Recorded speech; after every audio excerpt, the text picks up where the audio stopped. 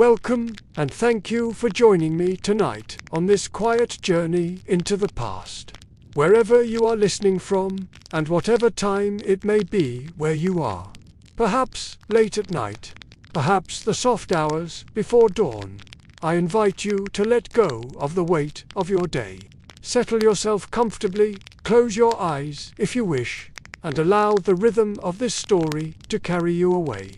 Tonight, we will step into the world of the Crusades, those long and difficult campaigns in the Holy Land. You may know the Crusades as dramatic battles of knights and kings. But beneath the legends, life for ordinary people, soldiers, pilgrims, townsfolk, was grueling and often unbearable. It is a story not of glory, but of hardship, of heat, hunger, disease, and endless uncertainty. As we move through this history together, we will not rush.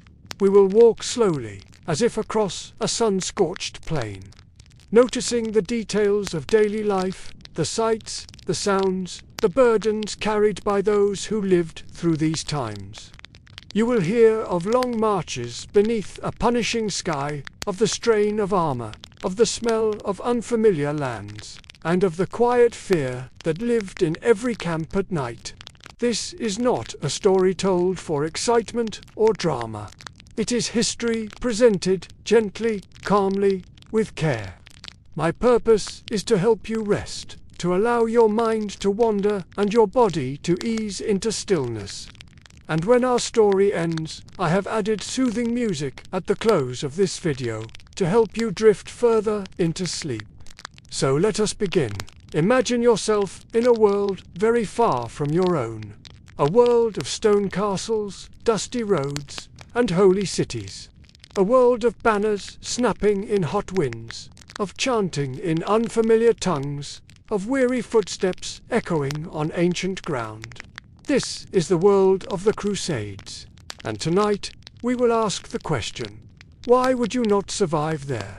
Imagine yourself in Europe at the close of the 11th century. Perhaps you are a farmer, your life measured by the rhythm of harvests. Perhaps a craftsman, your days spent at the anvil or loom. Or perhaps you are of lesser nobility, accustomed to wearing armor but rarely to traveling beyond your lord's lands.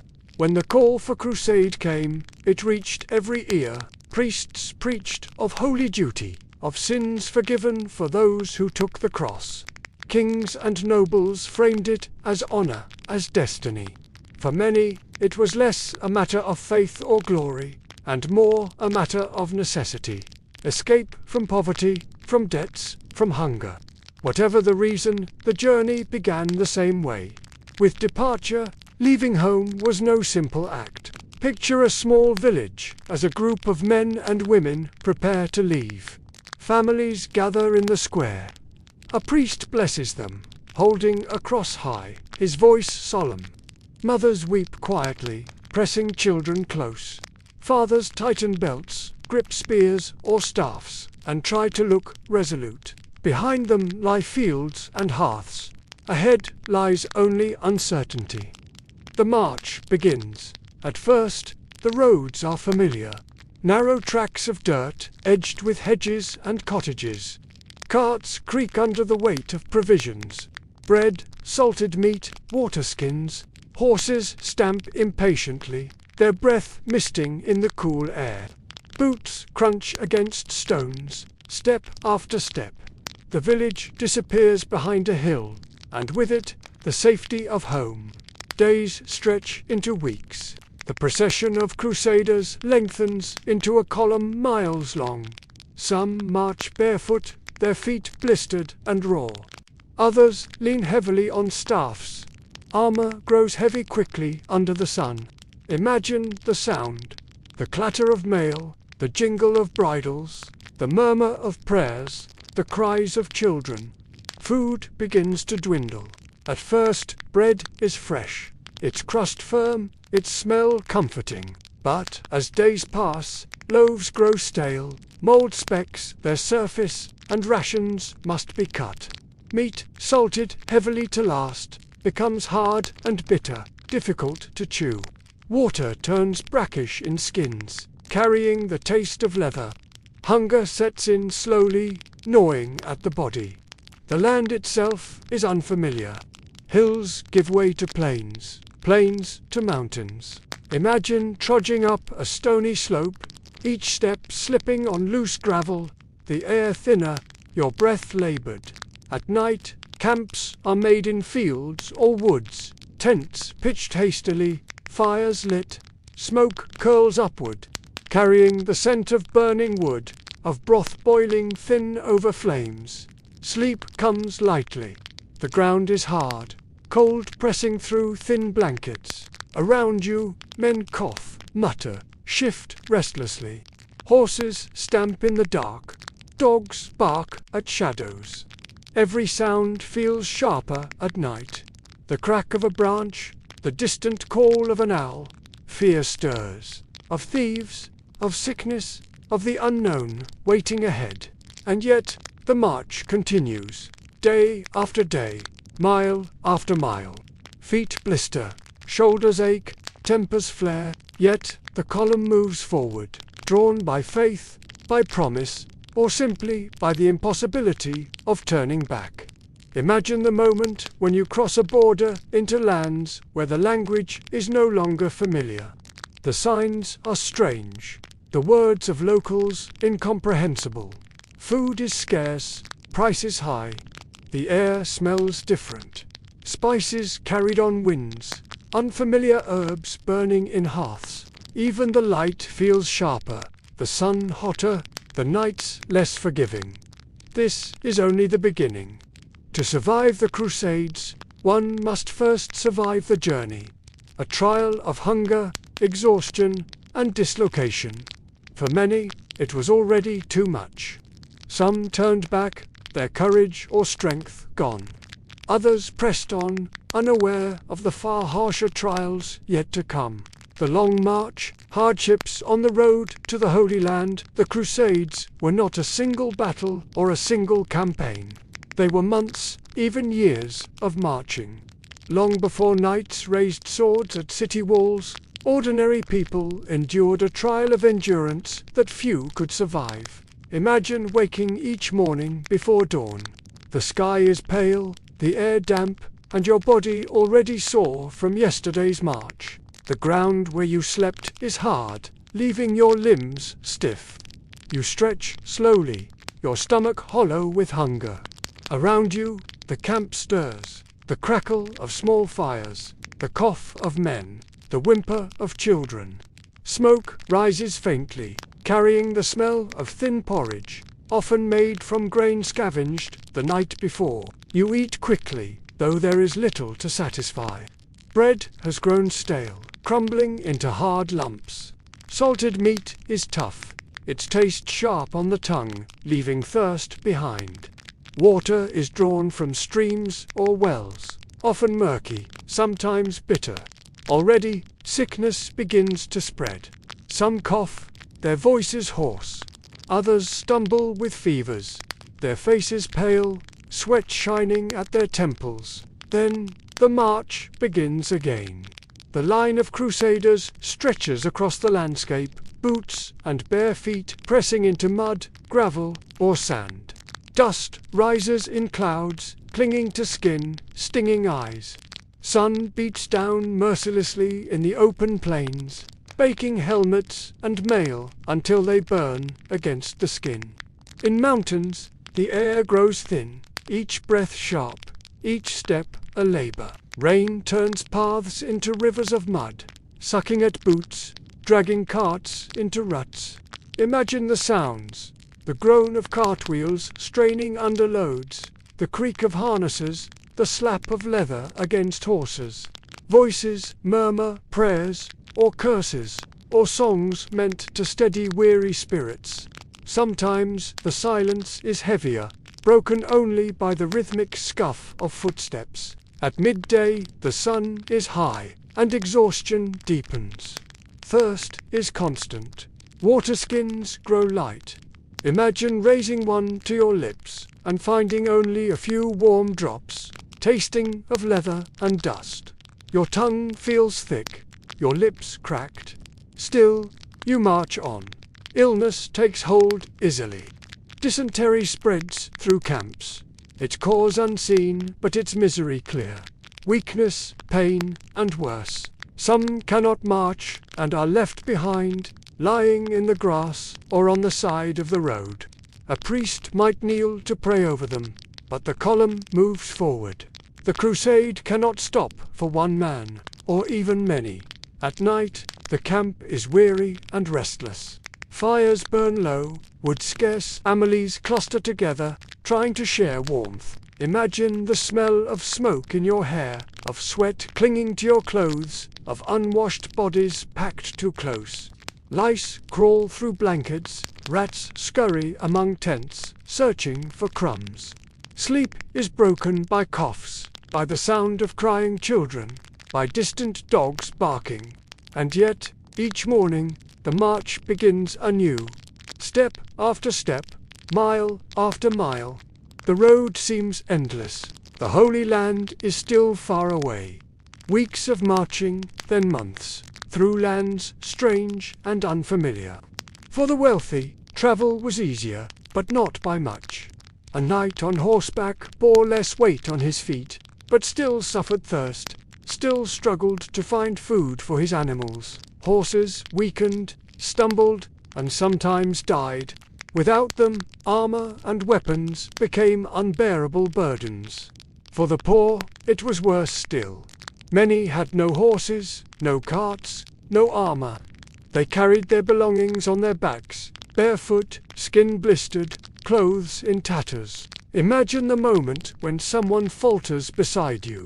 Perhaps an old man, too weary to take another step. He sinks to his knees in the dust. The line of crusaders moves around him. Some glance with pity, others keep their eyes fixed ahead, unwilling to see themselves reflected in his collapse. By nightfall, he is gone, left behind to fate. This was the reality of the Crusades before any sword was drawn. Hunger, thirst, exhaustion, and sickness claimed lives in silence, step by step. For many, the Long March itself was the greatest battle, fought not with steel but with endurance. And always, the horizon stretched further, the journey unending. The Holy Land was a distant dream.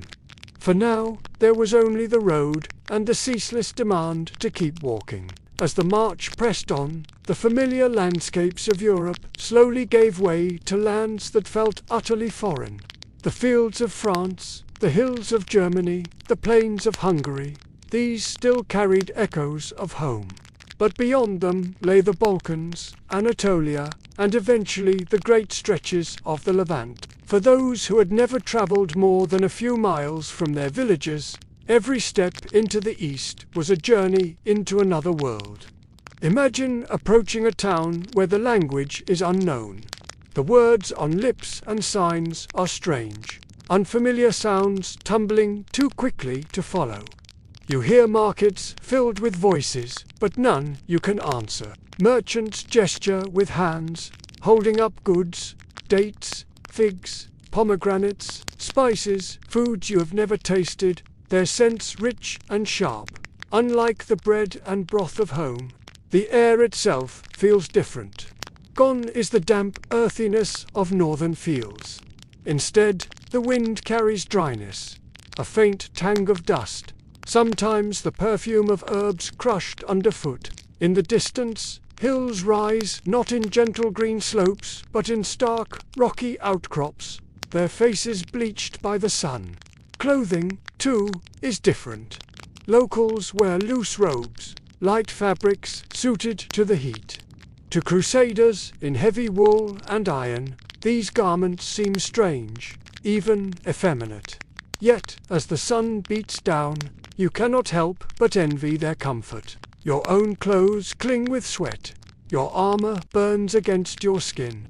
The call to prayer echoes across towns and villages, rising and falling in tones unlike the bells of your parish church. To your ears, it feels strange, almost haunting. At night, when stars blaze above and the air cools, These calls linger like songs on the wind, reminders that you are far from home. Food becomes both discovery and challenge. Imagine biting into a pomegranate for the first time, its seeds bursting with sharp sweetness. Or tasting dates, soft and honeyed, unlike any fruit from your orchards. Spices fill your mouth with warmth. Pepper, cumin, saffron. Yet these delights are often scarce. Most days you return to your hard bread, your bitter salted meat, while watching locals feast on flavors you do not know how to prepare. Animals, too, are unfamiliar. Camels, with their long necks and swaying gaits, replace horses in the markets and caravans. Their grunts and snorts sound alien. Their smell pungent, musky, heavy in the air.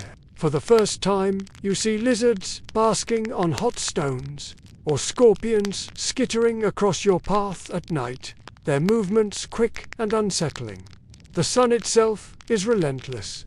In Northern Europe, the warmth of summer is fleeting, a gift. Here, the sun punishes. It beats on your head, blisters your skin, dries your lips until they crack and bleed. At noon, the earth shimmers, the horizon wavering with heat. You drink quickly, but water never feels enough. Some collapse in the heat, too weak to rise. And then there are the cities. To the eyes of crusaders, places like Antioch and Jerusalem were astonishing. Stone walls taller and stronger than any castle at home, streets filled with colors, markets overflowing with goods from distant lands, silks from Asia, glassware, perfumes, carved ivory. Imagine walking narrow alleys where the air is thick with incense and roasting meats, where shopkeepers cry out in languages you cannot understand, where every corner reveals something new, bewildering, and often intimidating. But this strangeness carried unease. Too many crusaders, difference meant danger. They whispered of enemies hidden in every crowd, of poisoned wells, of treachery. Suspicion grew with every step deeper into the east. What locals saw as ordinary life, the songs, the food, the prayers, many crusaders viewed as threatening. A reminder that they were strangers, outnumbered, far from home. Imagine yourself in the heart of one of these cities. The noise presses in, languages you cannot grasp, scents you cannot name, faces that turn to watch you pass. Your hand tightens on your staff or sword. You are weary, hungry, and far from the fields where you once felt safe. The East is beautiful, strange, overwhelming, and it reminds you constantly that you do not belong. This was one of the greatest challenges of the Crusades. Beyond hunger, thirst, and battle, there was the constant weight of strangeness, of living in a world not your own. Some marveled at it, others feared it. For most, it was one more reason they would not survive. The image of the Crusader is familiar. A knight in shining mail bearing a sword. A shield painted with a cross, perhaps a lance rising high. Yet what appears noble in memory was, in truth, exhausting beyond measure. Imagine the weight first. A hauberk of chain mail, rings of iron linked together, hung from your shoulders like a burden that never let go. It could weigh more than 20 kilograms, pressing into your collarbones, dragging at your arms. Beneath it, a padded garment, thick, heavy, hot, meant to soften the bite of iron. Add to this a helmet, enclosing your head in darkness, narrowing your vision, muffling your breath. Then comes the shield. A great kite-shaped shield, its surface broad, its weight pulling at your arm and shoulder. It protects, yes, but it is another burden. Then the sword, the dagger, the lance, all clank and rattle as you walk, striking your thighs, your hips. Every step is work, every mile an effort. Now picture this not in the cool dampness of Northern Europe, but under the relentless sun of Anatolia or the Levant. Heat seeps into the mail until the iron itself burns against your skin. Sweat pours in rivulets, soaking the padded cloth beneath, making it heavy and sour-smelling. The helmet traps the air, turning each breath into a labor, each exhale a cloud of heat. Even the horses bore weight. A destrier, the great war horse of a knight, carried not only a rider but saddle, armor, weapons, and supplies. Their muscles trembled under the load. Many fell, unable to endure the long marches, leaving knights to stumble forward on foot. Armor clanking, bodies bent beneath the strain. For the common soldier, the burden was different, but no less harsh. Few had full mail instead. They wore scraps of armor, a helmet, a breastplate, perhaps only padded leather. Yet they still carried spears, crossbows, or axes, along with sacks of food, water, and bedding. Their loads could be crushing. Imagine trudging mile after mile with a sack biting into your shoulders, your hands raw from gripping wood or leather, your body aching with every step. When battle loomed, the burden became sharper still. Soldiers who had marched all day under the sun were then called to fight, their muscles already trembling with fatigue. Imagine lifting a sword after hours of marching, your arm shaking, your hand slick with sweat. Each blow feels slower, heavier. Each step in armor feels like sinking into the earth. And then there was the care of these burdens. Mail rusted quickly in the damp of nights, needing oiling, mending. Weapons dulled, blades chipped, shields splintered in use, their wood cracked, their edges worn. To be a crusader was to be a blacksmith and tailor as much as a soldier, tending always to the tools that might mean survival. For those who joined the Crusades in search of glory, the burden of armor was a shock. What seemed noble in song became misery in practice. A knight shining in a tapestry might look invincible. A knight trudging across rocky ground, mail digging into his shoulders, helmet heating his skull, was simply a man, weary, thirsty, longing for rest. Imagine lying down at night, the armor finally removed. Your body feels light, yet bruised. Your shoulders ache, your legs throb. The smell of iron lingers on your skin, mixed with sweat and dust. Around you, the camp groans with similar exhaustion. Sleep comes slowly, broken by pain, by thirst, by the thought of lifting the burden again tomorrow. This was the unseen battle of the Crusades. Not the clash of armies, but the endless fight against the weight of what you carried. Many never reached the Holy Land, not because they were struck down by swords, but because the march, the heat, and the burden were too much to bear. For all the visions of holy cities and banners snapping in the wind, the Crusaders' daily life was far simpler and far harsher. It was the gnaw of hunger, the dryness of the mouth, the endless search for food and water. Imagine beginning the march with supplies. Bread baked at home, salted meat, dried beans, a few wheels of cheese. For the first days, perhaps weeks, these foods sustain you. The bread is coarse, but familiar. The cheese is sharp, the meat chewy but filling. You eat by firelight, comforted by the smell of wood smoke and the murmur of voices. But soon the supplies dwindle. Bread grows stale, its crust so hard it cracks teeth. Cheese molds, meat spoils in the heat. What remains must be rationed. A single loaf shared among many, a strip of meat stretched thin, a handful of beans boiled into thin broth. Hunger becomes a constant companion, never fully satisfied, always whispering at the edges of thought. Thirst is harsher still. Water is life, yet water is never enough. Streams are found, but they run muddy, filled with silt, sometimes fouled by animals. Wells are scarce and often guarded. A waterskin grows lighter with every sip, the leather hot in your hand, the drops within tasting faintly of dust and decay. Imagine a day's march beneath the Levantin sun. Armor clings to your shoulders, sweat trickles into your eyes. Your tongue sticks to your mouth, your lips split.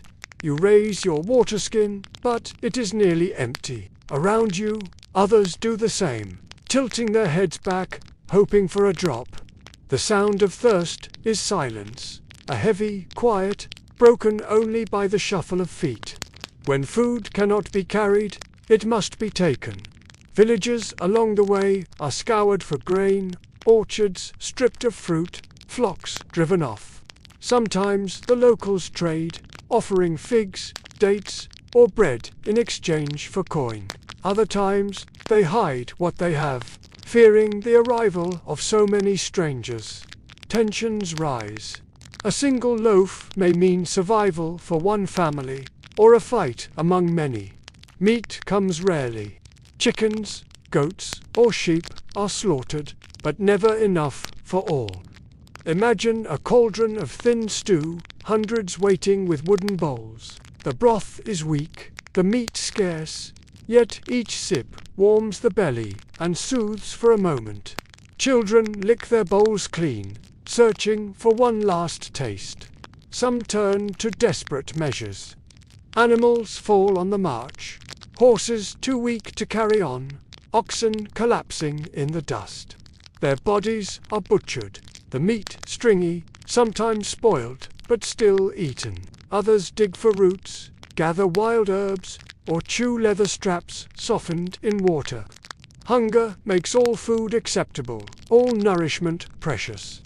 At night, the camp smells of smoke, of sweat, of thin broth boiling in blackened pots.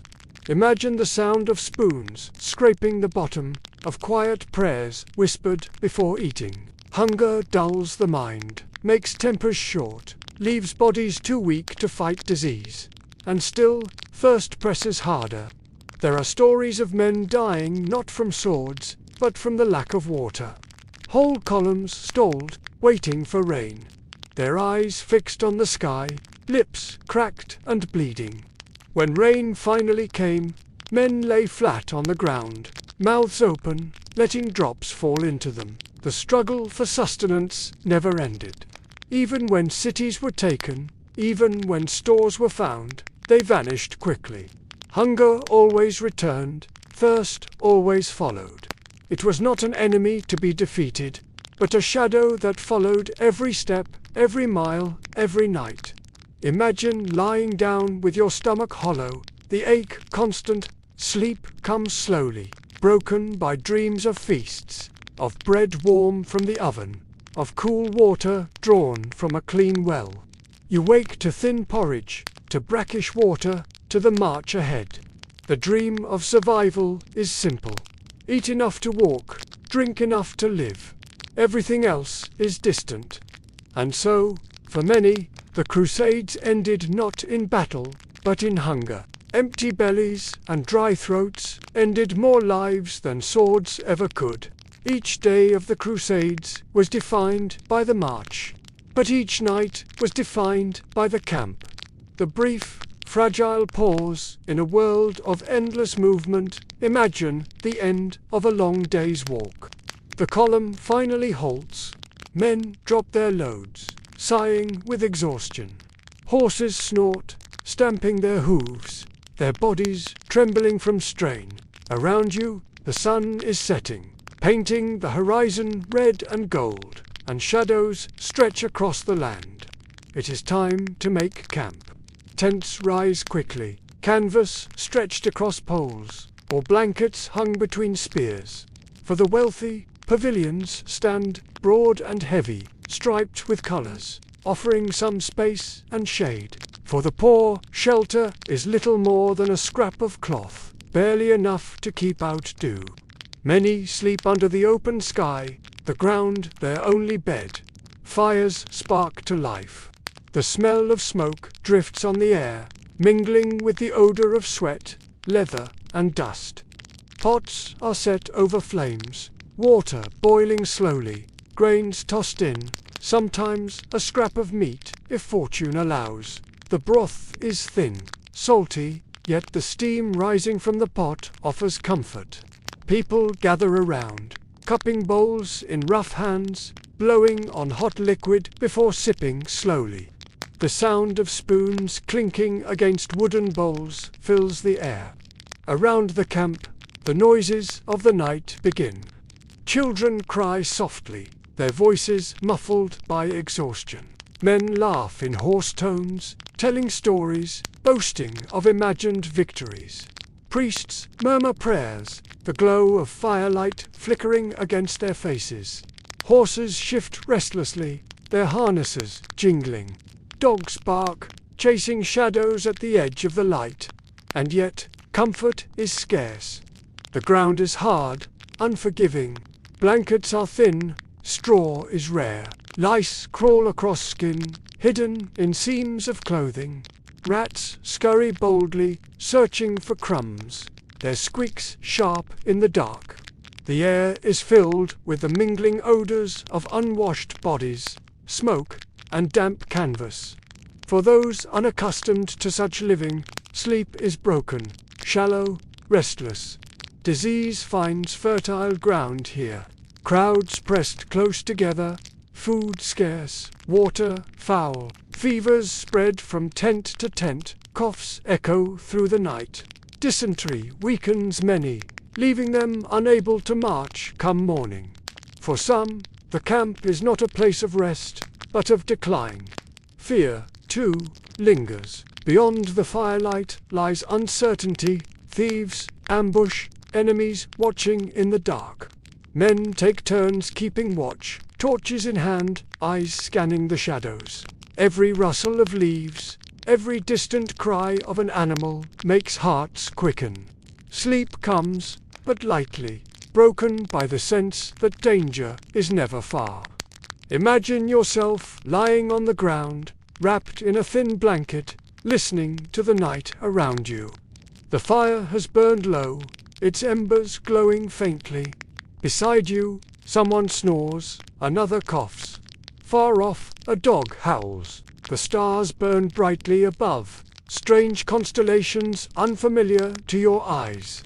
You shift, searching for comfort, but the earth presses against your bones.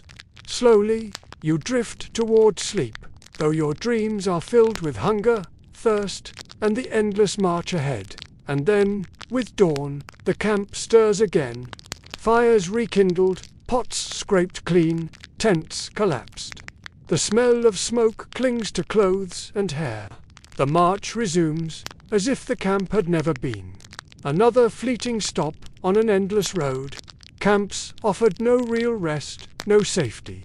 They were pauses in struggle, fragile sanctuaries where hunger and sickness sat by the fire alongside you. For many, they were a reminder. There was no home, no permanence, only the road and the fight to endure. When people imagine the Crusades, they often think of battles, of swords flashing, banners flying, and armies clashing before city walls.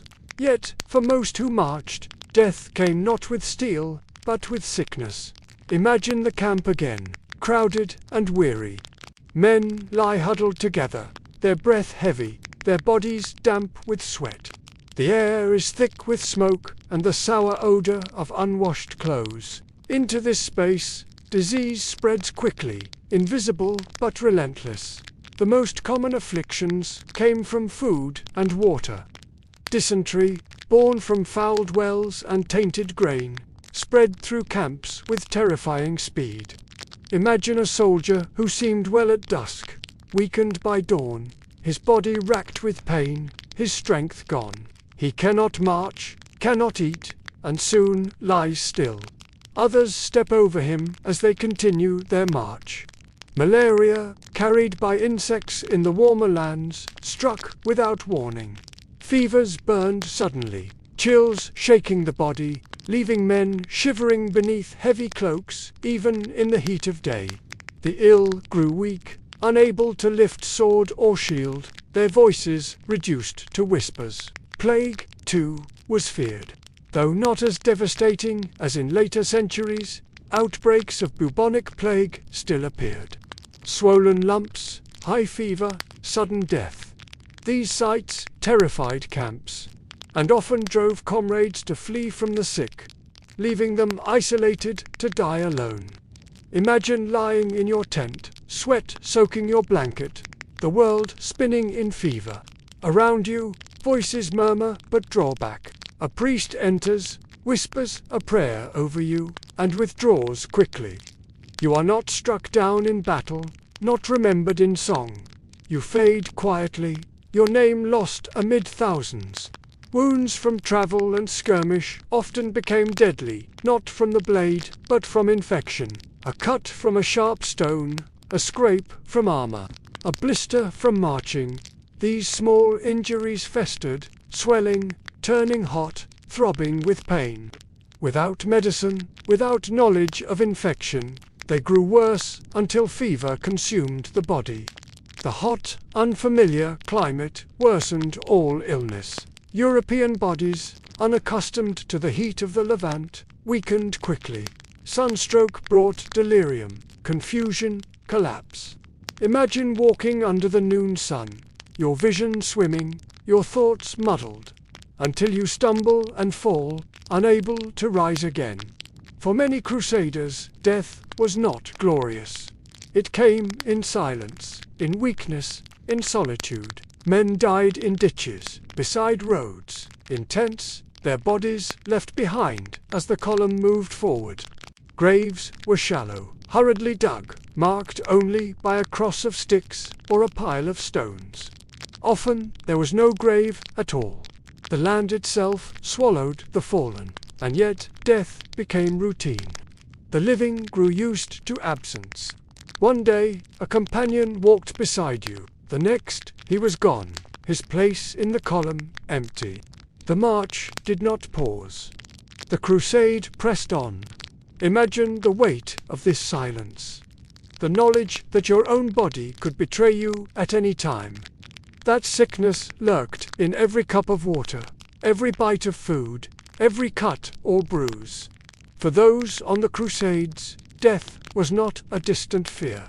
It was a daily presence, quiet and constant, a shadow at the edge of every step. This was why so many would not survive the Crusades. Not because of great battles, but because of the small, invisible enemies. Hunger, fever, infection, thirst, enemies that claimed without glory, leaving only silence behind. Battles and sieges. The brutal reality of warfare, the Crusades, are remembered for great battles and long sieges. Antioch, Jerusalem, Hattin, yet for the men and women who lived through them, warfare was not glory. It was fatigue, noise, hunger, and dread. Imagine standing before the walls of a city like Antioch. Its towers rise high, its gates shut tight. For weeks, sometimes months, you and your companions wait in the fields outside. Camps spread across the land, fires burning day and night. The city looms above, silent and defiant, while within, defenders watch your every move. A siege is not swift. Days blur into weeks. Food dwindles. Hunger gnaws. Imagine boiling leather straps, chewing them for a hint of nourishment. Imagine foraging for roots in barren ground, each mouthful bitter and dry. Rats become prey, their meat stringy but precious. Disease spreads quickly in such crowded camps. Men cough, fever spreads, bodies weaken. The dead are buried hastily, or sometimes left where they fall. Morale falters, voices grow tense. Quarrels break out over scraps of food. Priests urge patience, whispering of God's will, but doubt lingers. When assaults come, they are overwhelming. Imagine approaching the walls, your shield heavy on your arm, your legs trembling from days of hunger. Arrows hiss overhead, thudding into shields, into earth. Stones crash down, hurled from above, striking with bone-shaking force. The sound is constant. The roar of defenders, the clash of steel, the cries of the wounded. The heat of battle is not swift excitement, but slow exhaustion. Your breath grows ragged beneath your helmet. Your arm aches from lifting shield and sword again and again. Sweat stings your eyes. Dust clogs your throat. Every movement feels heavy, every step an effort. Inside the city, defenders endure equal misery. Food grows scarce, water limited, fear constant. They look down from the walls, watching enemies gather, hearing the distant clamor of camps, knowing each day brings closer the chance of collapse. Sieges stretch on. Weeks become months. Imagine lying in camp, listening to the distant hum of the city at night. The faint cries of animals, the sound of bells, the quiet movement of defenders on the walls. The city is so close, yet unreachable, a fortress of stone that defies your strength. And when cities fall, it is rarely swift or clean. Walls crumble, gates break, and soldiers pour in, weary but desperate. Streets fill with noise, boots clattering on stone, voices raised, horns sounding. The battle shifts into narrow alleys, dark with smoke, air heavy with fear. For those inside, there is nowhere to run. For those outside, there is no way but forward. Imagine the aftermath. You stand in the ruins of a gatehouse, your body trembling, your mouth dry, your arms heavy.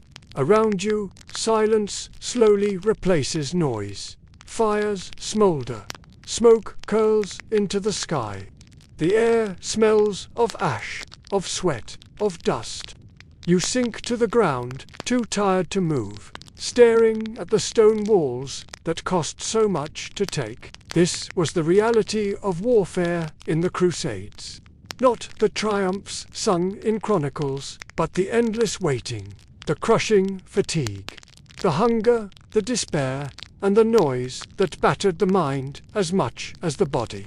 Few survived it unchanged. Many did not survive at all. Imagine arriving at last in the lands you had heard about only in sermons and stories. The Holy Land, a name that conjured images of sanctity, of promise, of divine reward. Yet to those who marched from the cool fields of Europe, what awaited was not holiness, but heat. The sun rose quickly here, fierce and unyielding. At dawn, the air was cool, touched with dew. But within an hour, the warmth sharpened. By midday, the world seemed aflame.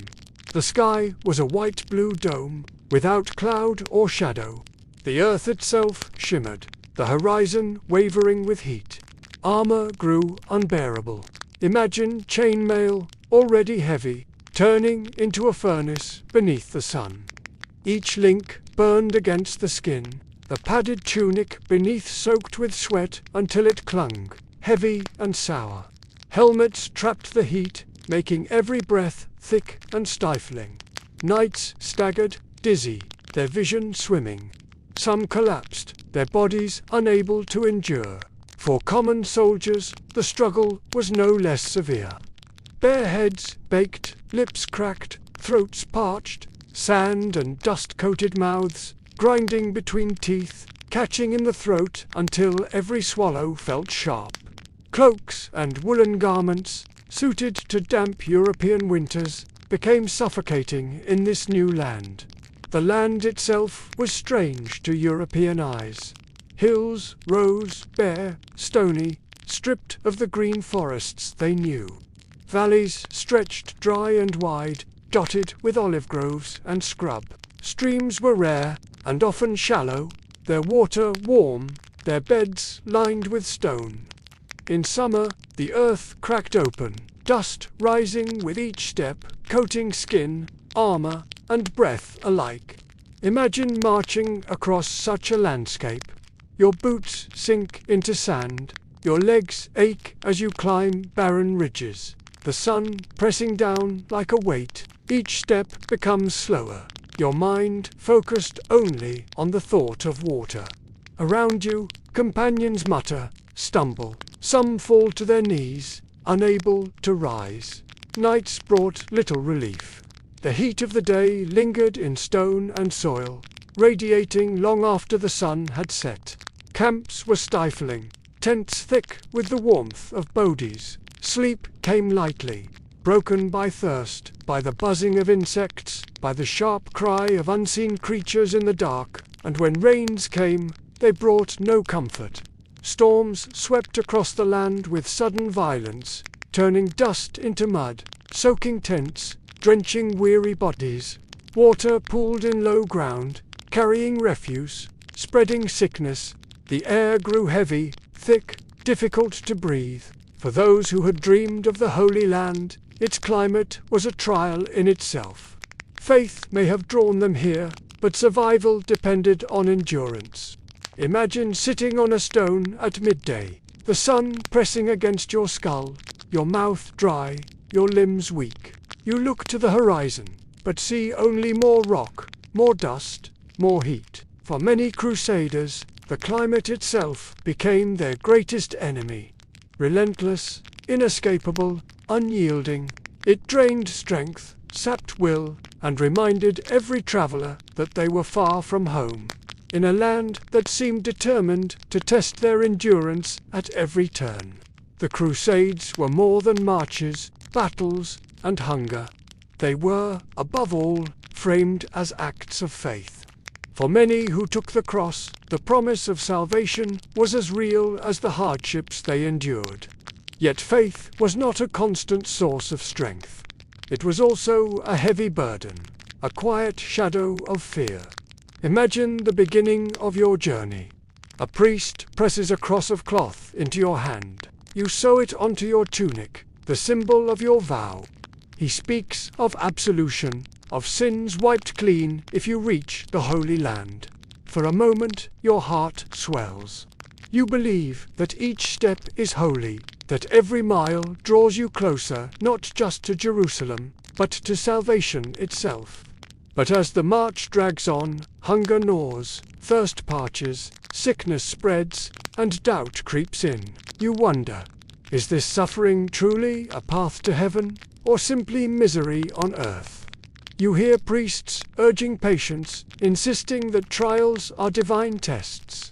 Yet, in the silence of night, beneath the stars, you whisper prayers, not of confidence, but of fear. The fear of death, without confession, weighed heavily. Imagine lying sick in camp, your body trembling with fever. A priest may not reach you in time. If you die without last rites, what of your soul? Companions whisper prayers over the dying, crossing themselves quickly, but uncertainty lingers. Visions of sin haunted many. The Crusaders were not saints. Quarrels broke out in camps, greed took hold, violence spread even among allies. After pillaging villages for food, some knelt before priests, begging forgiveness, their hands still stained. The tension between holy purpose and human weakness gnawed at the spirit. Dreams, too, carried weight. Men dreamed of visions, of crosses burning in the sky, of voices calling from beyond. Some took these as signs of divine favor. Others feared them as omens of doom.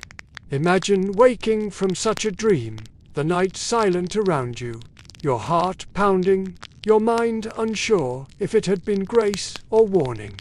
The very land seemed to speak of faith. Cities filled with churches, mosques, and synagogues reminded crusaders that they were not only in foreign lands, but in a place layered with holiness. To kneel in prayer in Jerusalem, to walk the roads of Galilee, these were dreams that sustained some, yet to die along the way, to fall short of reaching the sacred city, was a terror that weighed on many more. Faith could strengthen, but it also demanded. It pressed constantly on the mind, shaping thoughts, shaping fears. Imagine kneeling by a campfire, clutching a wooden cross, whispering prayers as smoke stings your eyes. Around you, others pray too, some with conviction, others with doubt. The night feels heavy, filled with both devotion and despair. For many, the Crusades were not only battles of body, but battles of soul. Fear of damnation, hope of salvation, guilt for sin, longing for grace. These were enemies as constant as hunger or thirst. And so, while faith carried some forward, for others it was a weight as heavy as armor, a burden that pressed on their hearts until they could no longer bear it. The Crusades were not fought on empty ground. The lands the Crusaders crossed were already full of life. Villages, towns, markets, and cities with long histories. For the newcomers, every encounter was a meeting with the unfamiliar. Imagine arriving at a market in a foreign town. The stalls are covered with goods you have never seen. Woven silks that shimmer in the light, spices piled in bright colors, saffron, cinnamon, cumin, their scents filling the air with warmth and sharpness. Dates and figs are stacked in baskets, their sweetness clinging to your fingers when you taste them. The voices around you rise in languages you do not understand, words quick and musical, gestures more important than sound. At first, curiosity stirs. You marvel at the colors, the sounds, the smells, but quickly, unease replaces it. You cannot answer the merchants, cannot understand their shouts. Their glances seem suspicious. Are they friendly? Are they mocking? Do they plot behind their words? Such encounters were frequent. Sometimes they ended in trade, awkward but peaceful. A handful of coins exchanged for bread or water, a nod of thanks, a cautious smile. But often they ended in mistrust. Rumors spread quickly that wells were poisoned, that merchants cheated, that locals were spies. In the heat of hunger and fear, suspicion grew sharper than reason. Religion sharpened the divide. Crusaders carried the cross, convinced of holy duty. The people they met were Muslims, Jews, and Eastern Christians, each with their own traditions, prayers, and houses of worship. Imagine hearing the call to prayer echo across the city rooftops. To locals, it was normal, comforting. To Crusaders, it felt strange, unsettling, sometimes even threatening. Misunderstanding often turned to hostility. Unable to communicate, quick to suspect, both sides grew wary. A merchant's refusal to sell might be seen as defiance. A villager's silence could be taken as insult. Violence was often the result. Crusaders, desperate for food or water, took what they needed, and locals, fearful of losing everything, resisted. But not every encounter was hostile. There were moments of quiet humanity. Imagine a woman offering bread to a child, her gesture cautious but kind, or a farmer pointing silently toward a hidden stream, guiding thirsty strangers to water. In these small exchanges, mistrust gave way, if only briefly, to recognition of shared need. For many Crusaders, though, the encounters remained heavy with fear. They were outsiders, strangers in a land where every face seemed unfamiliar, every word incomprehensible. Even allies, Eastern Christians who shared parts of their faith, seemed different. Their customs strange, their prayers unfamiliar. Imagine lying in camp at night, listening to distant voices singing in a tongue you do not know. The sound carries on the wind, rising and falling, haunting and beautiful. Yet, instead of comfort, it fills you with unease. You clutch your cross, whisper prayers, and wonder if you are safe. Encounters with the other shaped the Crusades, not only in battles, but in daily life. They reminded Crusaders at every turn that they were far from home, in lands where they did not belong, among people who often wished them gone. It was not only hunger, thirst, or heat that made survival difficult. It was also the constant weight of mistrust, of misunderstanding, of living as a stranger in a world that remained strange no matter how long they stayed. The Crusades are often imagined as a single, united force, thousands of men marching under one holy banner. Yet the truth was far more fractured. Within the crusading host were princes and paupers, knights and peasants, clergy and merchants. Each had their own aims, their own needs, their own voices. At the top stood nobles, men of wealth and land, who had taken the cross with visions of glory and reward. Imagine their tents, large pavilions striped with bright colors, filled with carpets, silver cups, and servants tending to them. Their armor polished, their horses strong, their voices loud in councils. For them, the crusade was as much about prestige as it was about piety. Below them marched the common soldiers, men who owned no land, who wore scraps of armor, who carried patched shields. Their tents were little more than cloth scraps, their food scarce, their water thin.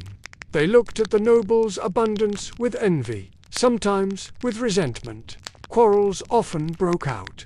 A knight might seize food from a peasant's pot, claiming it as his right. A noble might demand more men to guard his pavilion, leaving others exposed.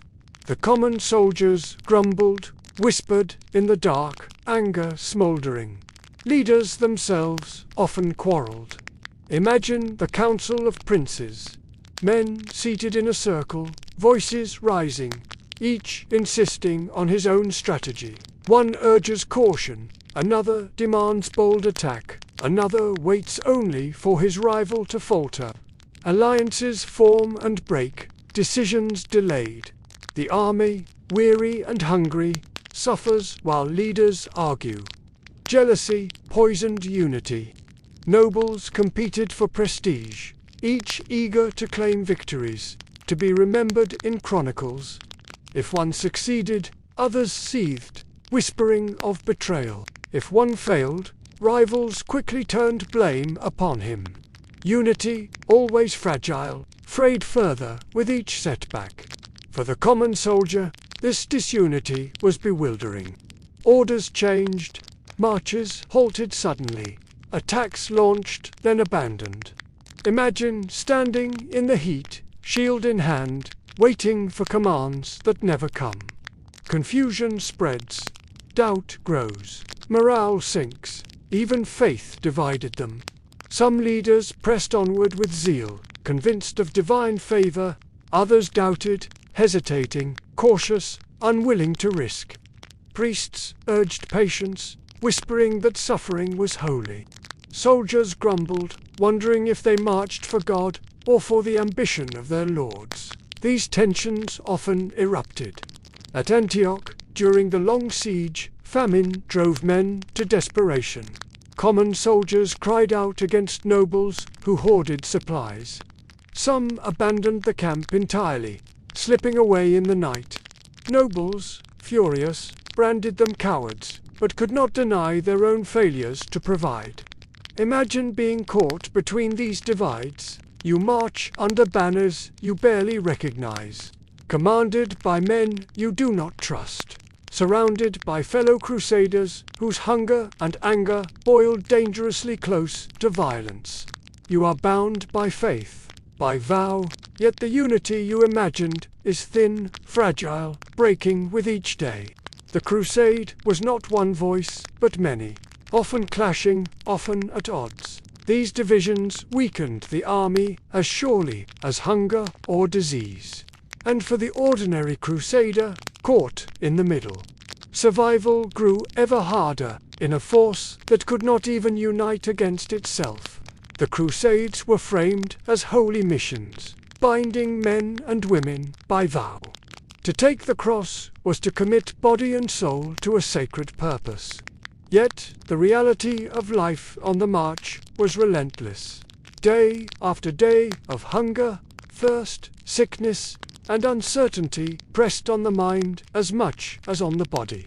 Imagine waking one morning in camp, the embers of the fire cold, your stomach hollow, your throat dry. The march stretches ahead. Another day of dust, of heat, of aching limbs. Around you, men murmur quietly, their voices heavy with weariness. The spark of faith that once lifted their steps has dimmed. Desertion became common. Some slipped away under cover of night, leaving tents empty by dawn. Perhaps they hoped to find their way back home, though few ever did. Others vanished into local towns, seeking work or shelter, abandoning the cause altogether. Each disappearance weakened the army, though the march did not stop. Despair struck even those who stayed. Imagine soldiers seated around a dwindling fire, their heads bowed, their voices hushed. Some whisper that God has abandoned them. Others wonder aloud if the priests lied, if the promise of salvation was hollow. Hope, once bright, now flickers faintly, like a candle in the wind. For some, despair became madness. Hunger and fever broke the mind, leading to outbursts, to rambling prayers, to sudden violence. Companions looked away, pity mixing with fear. To march beside someone broken in spirit was to see your own reflection, a reminder of how fragile survival truly was. Even leaders faltered. Nobles quarreled bitterly, their pride clashing with exhaustion. Some abandoned sieges, retreating with what followers remained. Others succumbed to paralysis, unable to decide, their voices heavy with doubt. Imagine watching your leaders argue while your stomach growls, while your lips crack with thirst. Their indecision becomes one more weight to bear. And then there were those who stayed, but hollowed. Their steps grew slow, their faces blank, their eyes fixed on the ground. They marched because there was nothing else to do, their spirits drained. At night they lay silently, neither praying nor speaking, simply waiting. Morale was as fragile as the body. When it broke, men laid down their arms, their faith, their will. Some drifted away, some died quietly, their strength gone. Few found renewal. Imagine yourself in such a moment. The night is still. Stars shine coldly above. You lie awake, hunger gnawing, fear whispering, faith slipping from your grasp. Tomorrow promises only more of the same. You wonder, not for the first time, if you will ever see home again, or if you will vanish. Like so many, unremembered, on this endless road. This breaking of spirit was one of the harshest truths of the Crusades.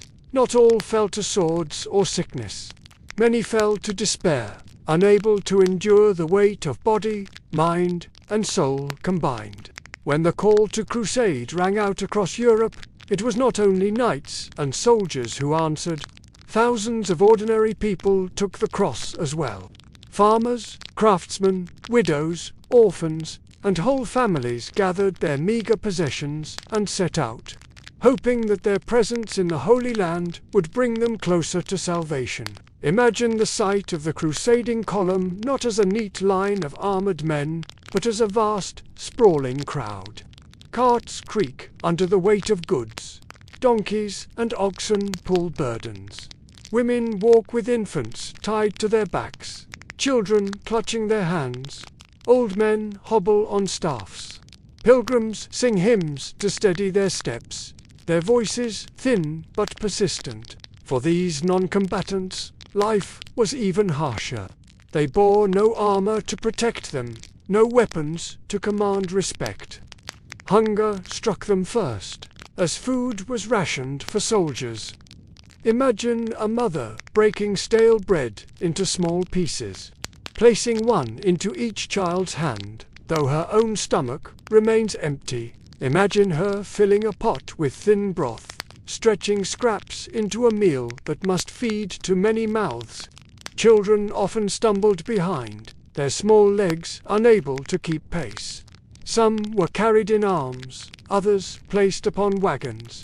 Their cries filled the march, a sound of weariness and hunger that weighed upon the entire column. Many did not survive the journey, their bodies too fragile for such hardship. Women endured not only hunger and exhaustion, but danger. Camps were restless places, crowded and desperate. Threats of violence lingered, not just from enemies beyond, but from within.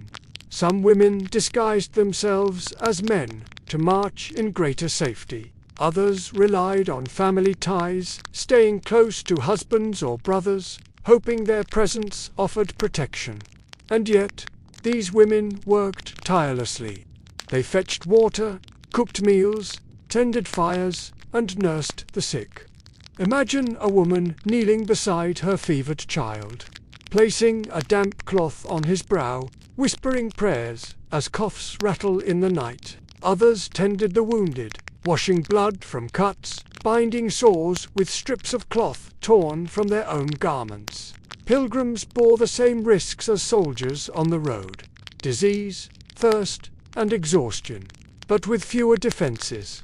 When villagers refused aid, soldiers might seize food by force, but families and children had no such strength. They begged instead, their hands outstretched, their eyes hollow, and still they marched. Imagine the sound of hymns at dusk, tired voices singing softly around campfires, prayers rising into the night. For many, the crusade was not only a journey of body but of soul. To kneel in Jerusalem, to walk where Christ had walked, was worth every hardship in their eyes, even if they would never live to see it. Some chroniclers remembered these pilgrims with disdain, calling them burdens on the army, mouths to feed without offering strength in battle. Yet others remembered their devotion, their endurance, their faith that seemed unbroken even in misery. For these non-combatants, survival was even less likely. Many perished along the roads. Some were taken captive. Others vanished into the lands they crossed, never reaching their destination. But their presence was essential to the true story of the Crusades. They remind us that it was not only soldiers who suffered, but families. Entire communities uprooted and carried along a road that offered little but hardship. Imagine yourself not as a knight or a soldier, but as one of them. A child clutching a mother's hand. A woman carrying a bundle of clothes. An old man leaning on a staff. You march not for conquest, but for faith, or hope, or the faint promise of a life better than the one you left behind. This, too, was the crusade. Not shining swords and banners, but weary families, trudging step by step, driven by hope as much as by necessity. Though crusaders came to the east as conquerors, they could not help but be shaped by the lands they entered. Even amid fear and hostility, they encountered knowledge, foods, and customs unfamiliar to them. Things that lingered long after battles ended. Imagine a weary crusader stepping into a market in Antioch. His stomach is empty, his body sore, but his eyes widen at the stalls before him. Bowls filled with rice, a grain rare in Europe, glisten in the sunlight. Spices scent the air. Saffron, cinnamon, cumin, their fragrances rich, sharp, enticing. Sweet fruits, like figs and dates, hang in baskets, soft and honeyed, unlike the apples or pears of home. When he tastes these foods, even in small bites, his world changes. The flavors linger, the memory follows him. When he returns to Europe, he speaks of them, planting seeds that will slowly reshape kitchens far from the Levant. Knowledge, too, was exchanged. Crusaders encountered advanced medicine, remedies drawn from herbs, surgeries carefully practiced, treatments unknown to European healers. Imagine a soldier feverish with sickness, tended by a local physician who uses methods unfamiliar, whose hands move with confidence born of long practice. Even in suspicion, there is awe. Architecture impressed them deeply. The great mosques and fortresses of the East towered in stone, arches sweeping high, walls thick and enduring. Crusaders studied them, remembered them, and when they returned home, they brought those visions with them. Gothic cathedrals, with their pointed arches and tall spires, were not born in isolation. They were shaped by what crusaders had seen abroad. Even in warfare, learning occurred. The curved blade of the scimitar, the power of horse archers, the skill of eastern fortifications, all of these left marks on the crusading armies, who adapted slowly, painfully, but inevitably. There were smaller borrowings too. Words slipped into European tongues. Sugar, syrup, sherbet, all gifts of contact. Fabrics like silk dazzled noblemen, who carried them back as treasures. Patterns of dress, even ways of bathing, altered slowly under the influence of what had been observed. Yet this exchange was never simple. Crusaders feared much of what they encountered. They whispered of poisoned wells, of foreign trickery. They distrusted local customs, even as they borrowed them quietly. Imagine a knight draping silk across his shoulders, marveling at its softness, yet telling others it was a mere trophy, not an indulgence. For locals, the presence of crusaders was equally complex. They brought violence, theft, disruption, but they also carried their own customs, their own foods, their own songs. Pilgrims prayed in strange Latin chants that echoed across eastern streets. Merchants introduced European goods into Levantine markets. Slowly, awkwardly, cultures touched, not always gently, but unmistakably. Imagine yourself at a market stall, listening to voices in different languages rising and falling, hands gesturing over goods. A crusader points at dates. A merchant lifts a cloth. Another man pours fragrant oil into a small jar. The air is alive with exchange. Not peaceful, not equal, but real. And long after the Crusades ended, these exchanges endured. Europe was not the same. It carried back tastes, words, and knowledge that reshaped it. The clash of cultures was violent, yes, but it was also a meeting. And from that meeting, the world changed quietly, step by step. For the Crusaders themselves, these borrowings did little to ease their suffering in the moment. Hunger, thirst, and battle still claimed them. But for history, the exchange they left behind was one of the most lasting legacies of their journey. Beyond hunger, thirst, and fear of death, there was another weight that Crusaders carried with them: the longing for home. Imagine a man who once worked in his village fields.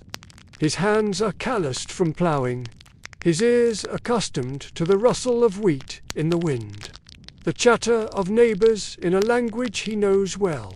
Now he stands under a foreign sky, surrounded by strange voices, strange foods, strange customs. At night, when the camp grows still, his mind drifts backward. He remembers the smoke of his hearth, the taste of bread baked by familiar hands, the laughter of his children. Some wrote letters when possible, though few reached their destinations.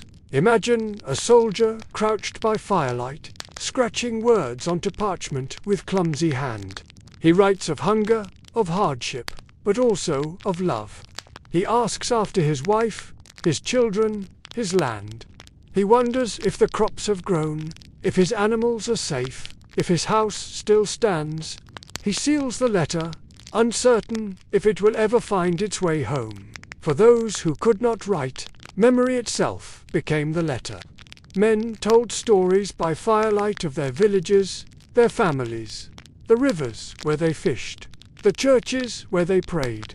Women whispered lullabies to their children, the same songs they once sang at home, their voices thin and tired, carrying across the camp like fragile threads of memory. The ache of homesickness gnawed, especially in moments of stillness. During marches, there was no time to dwell. Hunger and thirst consumed thought. But at night, when stars burned overhead, the silence left space for longing. Imagine lying on rough ground, staring upward, and remembering the familiar constellations as they appeared from your village. They look different now, foreign and distant. The sky itself feels strange. Even small details brought yearning. The sight of green fields after crossing dry deserts, the sound of bells ringing in an Eastern church, reminding them of their own parish bells at dawn. The smell of baking bread from a village oven, so familiar, yet so far removed from home. For some, the longing grew unbearable. They deserted not out of fear of battle, but out of yearning for what they had left behind. Others clung to their memories as strength. They told themselves that if they survived, they would return and see their families again, walk their fields once more, sit beside their own hearths in peace. But many never returned. Their dreams of home remained only dreams, fading as their bodies gave out in foreign lands. Imagine a soldier, weakened by fever, whispering the name of his village with his final breath, his eyes closing on a land that was never his own. Homesickness was not written in chronicles of victories or defeats, but it was there, always, in every step, in every sigh, in every glance toward the horizon. It was one more reason why so many would not survive the Crusades, because their hearts remained tied to a home that grew ever farther away until it was out of reach entirely. The Crusades are remembered for their victories and defeats, for the capture of cities, for great battles written into chronicles. But for most who marched, the aftermath was not glory. It was ruin, emptiness, and change that could not be undone. For countless crusaders, there was no return at all. They fell along the road, their graves shallow and unmarked, their names forgotten by all but a few companions. Imagine walking past the place where a friend collapsed just the day before, his body already buried beneath loose earth, his absence accepted with quiet resignation. The march moved on. The memory lingered only for those who had walked beside him. Cities, when captured, often offered no relief. Smoke clung to streets, buildings burned, and food supplies proved scarce even after victory. Imagine walking into a conquered city, expecting abundance, and finding only ruins. Broken walls, empty storerooms, silence where once there had been life. Victory felt hollow when hunger still gnawed, when disease still stalked, when safety was still uncertain. For those who did survive, the journey home was long and uncertain. Roads were dangerous, ships were scarce, and many who set out for Europe never reached it. But even for those who did, home was no longer the same. Imagine a man stepping into his village years after he left. His beard is long, his face weathered by sun and hardship. His walk is slower, his eyes older. He finds his fields overgrown, his children grown tall, his neighbors wary. He tells stories of distant lands, but few understand, and fewer believe. He has returned, but he no longer belongs entirely. A part of him is left behind, in the dust of roads, in the heat of battle, in the graves of companions who never came home. Some returned with scars, both visible and hidden. Limbs lost, wounds that never healed, fevers that lingered. Others returned with wealth, silks, spices, coins taken as spoils. But even riches could not erase what had been endured. Many returned only with memories, heavy and unshakable. For the families who had stayed behind, the aftermath was equally sharp. Wives widowed, children orphaned, fields untended, villages changed. The crusade had not brought glory or salvation, only emptiness at the hearth, silence where once there had been laughter. Imagine a woman hearing word that her husband has died abroad. No body returns, no grave to visit, only a messenger's words, or perhaps no word at all. She waits year after year until hope fades and she accepts absence as loss. The Crusades left behind not only ruined lands abroad, but changed lives at home. They altered Europe itself, through stories, through goods, through knowledge. But for the individuals who walked those long, dusty roads, the aftermath was deeply personal. Some gained honor, some gained nothing. Many lost everything. For the Crusader, survival did not end with returning home. The memories of hunger, thirst, fear, and despair lingered always. Some found peace in prayer, others in silence, others in the simple act of returning to their fields. But none could erase the shadow of the march, the echo of battles, the weight of what they had endured. The aftermath of the Crusades was not triumph, but survival. Survival at a cost that few could truly bear. When the Crusaders marched, few could have imagined how their struggles would be remembered. For those who walked the roads, it was hunger, thirst, exhaustion, and fear. Yet, in the centuries that followed, memory often turned the Crusades into something else. Stories of glory, tales of heroes, myths of faith fulfilled. Chronicles written by priests and nobles painted the Crusades in broad strokes. They spoke of kings and knights, of great victories, of holy cities reclaimed. They described banners flying, swords flashing, prayers answered. But they rarely wrote of the hunger in the camps, the children who perished on the road, the men who died quietly of fever, forgotten by all. Imagine the difference between what was lived and what was remembered. A soldier lies in a ditch, too weak to walk, his body wasting away. His death is silent, unseen.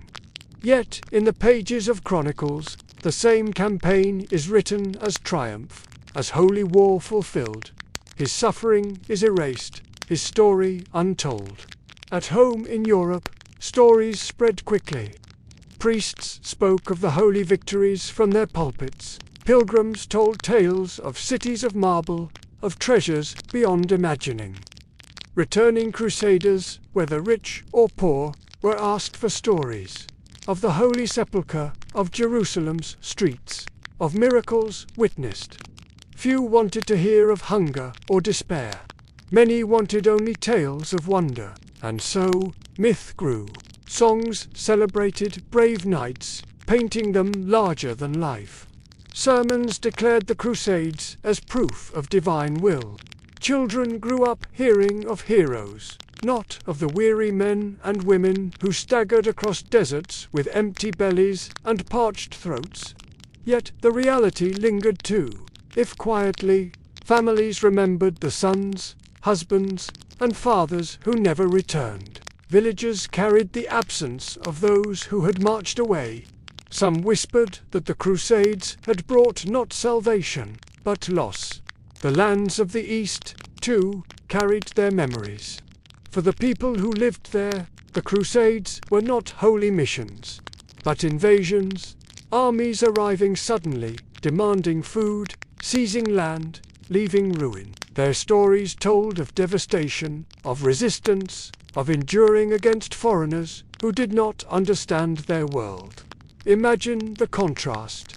In one place, the Crusades remembered as glory. In another, remembered as sorrow. Both truths existed, both shaped by perspective, both incomplete without the other.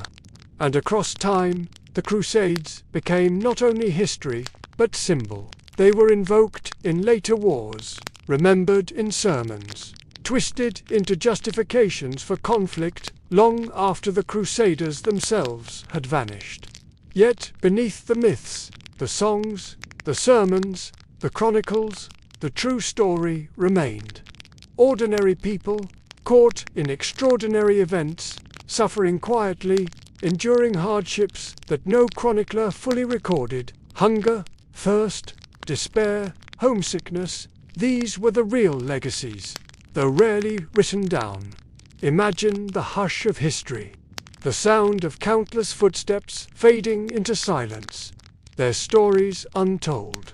They survive now only in fragments, in whispers, in the faint traces left in chronicles, artifacts, and ruins. But if you listen closely, you can almost hear them still. The weary breaths, the whispered prayers, the sighs of those who marched and never returned. This, too, is the legacy of the Crusades. Not only myth and memory, but human endurance, fragile and fleeting, remembered only if we pause long enough to hear it. We have walked tonight through the Crusades, not as they are remembered in legend, but as they were lived in hardship. We have seen soldiers struggling under heavy armor, pilgrims trudging along dusty roads, families clinging to one another in camps where hunger and sickness lingered. We have felt the weight of the sun, the ache of homesickness, the silence of despair, and yet, as you listen now, you are not there. You are here, safe, warm, at peace. The ground beneath you is not hard and cold. The air around you is not filled with smoke or dust. There is no march ahead, no battle waiting at dawn. Only quiet, only rest. The past teaches us of endurance, of the resilience of ordinary people who faced hardships we can scarcely imagine. But it also reminds us of the comforts we so often take for granted. The softness of a bed, the ease of water at hand, the safety of home. As you reflect on their world, allow yourself to sink into yours. Let your body grow heavy, your breathing steady, your thoughts drifting like smoke into the night. The voices of the past grow faint, their footsteps fading into silence. You are left only with calm. And as this story draws to a close, I have added soothing music that will follow to help carry you deeper into sleep. Gentle tones to ease your thoughts, to still your mind, to guide you softly into dreams. So close your eyes now. Let go of the burdens of history. Let go of the burdens of today. Rest in the knowledge that the struggles of the past belong to the past, and that here, in this moment, you are safe, you are still, and you are free to drift into quiet sleep. Good night,